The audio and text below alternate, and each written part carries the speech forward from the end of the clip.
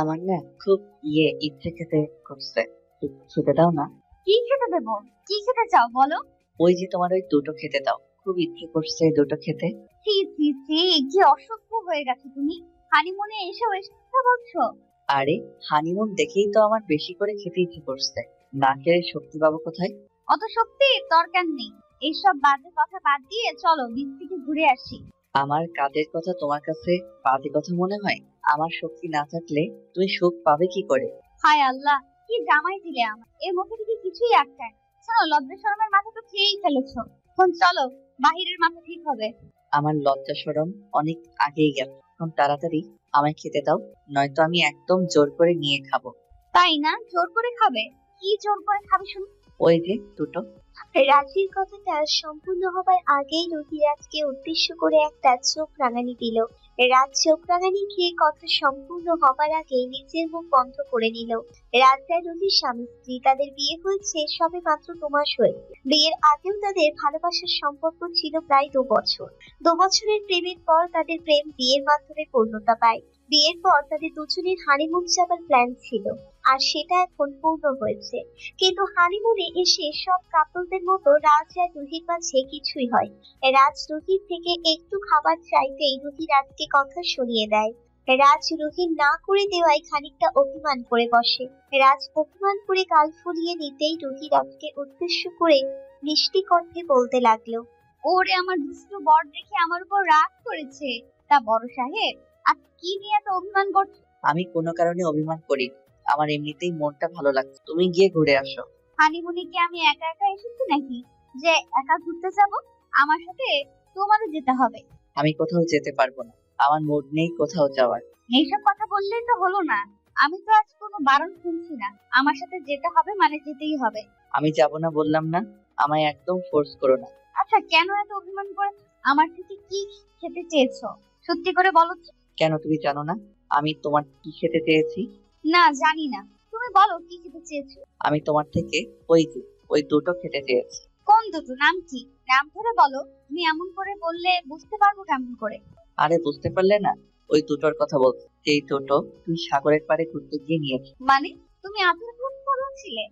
ওটাই খেতে চেয়েছি। রাজের কথাটা শুনে রুহি একটু চমকে যায়, কারণ রুহি ভেবেছে রাজ অন্য কিছু বোঝাতে চাইছে। আর তাছাড়া ও রাজ এমন ভাবে কথাটা বলেছে যে কেউ ভাববে রাজ অন্য কিছুর কথা বলেছে। হানিমুনে এসে তো আর কেউ আচার খেতে চায় না। রুহিও সেটা ভেবেই রাজকে বারণ করে দিয়েছে, কিন্তু এখন তো ব্যাপারটা অন্য কিছুই পেল। রাজ কথাটা শেষ করতেই রুহি রাজের দিকে তাকিয়ে হেসে ফেলল। রাজ এতটা পাগল সেটা রুহি আগে জানতো না। ছোট্ট বাচ্চাদের মতো রাজের বায়না শুনে রুহি একটু হেসে রাজকে উদ্দেশ্য করে মৃদু কণ্ঠে বলতে লাগলো। আচার খাওয়ার জন্য এত রাগ? এই নাও শোনো, তোমার দুটো আচার। না, আমি খাবো না। তুমি আমায় প্রথমে বারণ করেছো, এখন আমি আর এই আচার খেতে পারবো না। আরে বোকা, তখন তো আমি অন্য কিছু মনে করেছি তাই তোমায় বারণ করেছি। এখন তো দেখছি তুমি অন্য কিছু না বরং আচার খেতে চেয়েছো। অন্য কিছু মানে? অন্য কি ভেবেছিল? আরে ওসব তোমায় বুঝতে হবে না, তুমি আচার খেয়ে নাও, তারপর চলো আমরা ঘুরে আসি। না, আমার জানতে হবে তুমি কি ভেবেছিল। বলো না একটু প্লিজ। আমি তো ভেবেছিলাম তুমি কোনো দুষ্টু বুদ্ধি মাথায় এঁকে বসে আছো, আর সেটাই চাইছো তাই বারণ করে। ওরে তাই? দেখছো, তুমি সারাদিন ওসব চাও বলে তোমার মাথায় ওসব আসে। আমি তো ভালো জিনিস চেয়েছিলাম। একদম না, তুমি এমন ভাবে বলেছো যে আমি অন্য কিছু ভাবতে বাধ্য হয়েছি। যাই হোক, সেই সব বাদ দাও, তুমি এখন আচার খাও। হুম। এখন তো আমার শুধু আচার খেলে চলবে না, আচারের সাথে অন্য কিছু দিতে হবে। ও মা, সেটা আবার কি? আচারের সাথে আবার তোমার কি চাই? আচারের সাথে আমার ওটাই চাই, যেটার কথা ভেবে তুমি আমাকে বারণ করেছো। মাইর কেন? একদম মাইর দিয়ে ফাটিয়ে দেবো। মাইর দিবে? দাও, আমি তো মাইর খেতেই চাই, তাড়াতাড়ি দাও। রাজ, একদম দুষ্টুমি করবে না, আমি কিন্তু একদম সত্যি মাইর দিব। মাইর দিবে পরে? তোমায় পাগল না করলে তোমার শান্তি নেই। এখন চলো, হয়েছে, ফ্রেশ হয়ে নাও। ফ্রেশ হবো কেন? আরো অনেক কাজ বাকি আছে, একেবারে কাজ শেষ করে ফ্রেশ হয়ে নিব না, কেমন?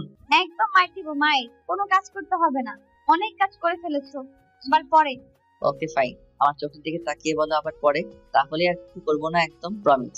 রাজের কথা শুনে রুহি রাজের চোখের দিকে তাকালো। এই চোখ জোড়ার মধ্যে এত নেশা কেন? এই নেশার মাঝে ডুবে যেতে ইচ্ছে করছে রুহির। এই নেশা কোনো সাধারণ নেশা নয়। রুহিকে কিছু পাবার তীব্র নেশা রাজের চোখে মুখে ভর করে আছে। রুহি নিজেকে আর সামলাতে না পেরে রাজের চোখের উপর থেকে নিচের দৃষ্টি নামিয়ে ফেলল। রুহি রাজের চোখের উপর থেকে নিচের দৃষ্টি নামিয়ে দিতেই রাজ নেশালো কণ্ঠে রুহিকে উদ্দেশ্য করে বলল, কি হলো? আমার চোখের উপর চোখ রাখতে কি হয়ে গেল তোমার? আমায় বলো তোমার কথা। কি কথা বলবা?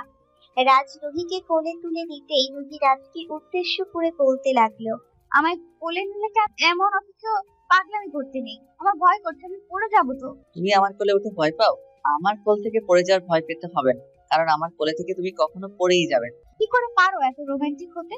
আমি তো ছোটবেলা থেকে রোমান্টিক। তুমি আমার পাশে থাকলে আমার মাঝে রোমান্টিকতা এমনি এমনিই চলে আসে। তাই নাকি? যাক, তোমার সাথে থেকে থেকে আমিও আরো রোমান্টিক হয়ে যাব। আমার থেকে পালিয়ে গিয়ে ভাবছো পেতে গেছো? দিন শেষে আমার কাছে আসতে হবে।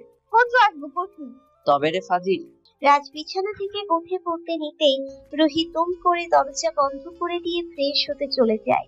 রুহি চলে যেতেই রাজ হেসে উঠল। রাজ আর রুহির ভালোবাসার খুনসুটিটা সবসময় রোমান্টিক। বিয়ের আগে কখনো রুহি আর রাজের মাঝে এমন ভালোবাসা তৈরি হয়নি, কারণ রাজ আর রুহি এটাই চাইতো যে তাদের ভালোবাসা সবসময় পবিত্র থাকুক, আর বিয়ের পর সেটা তার পূর্ণতা পাক। আর ঠিক তাই হয়েছে। রাজ আর রুহির ভালোবাসা বিয়ের পর পূর্ণতা পেয়েছে। রাজ রুহিকে নিজের জীবনের থেকেও বেশি ভালোবাসে, ঠিক যেমনটা রুহি তাকে ভালোবাসে। রুহি আর রাজের জন্য দোয়া করবেন, তারা যেন সব সময় ভালোবাসায় থাকতে পারে, আর তাদের ভালোবাসা সব সময় তাদের দুজনকে এক করে রাখে। ভালো থাকুক ভালোবাসা। আমাদের ভিডিওটি কেমন লেগেছে এটা কমেন্ট করে জানাতে ভুলবেন না। আর ভিডিওটি যদি ভালো লেগে থাকে তাহলে একটি লাইক করুন, আর সাবস্ক্রাইব করে আমাদের পাশেই থাকুন। ধন্যবাদ সবাইকে আমাদের পাশে থাকার জন্য। আল্লাহ হাফেজ।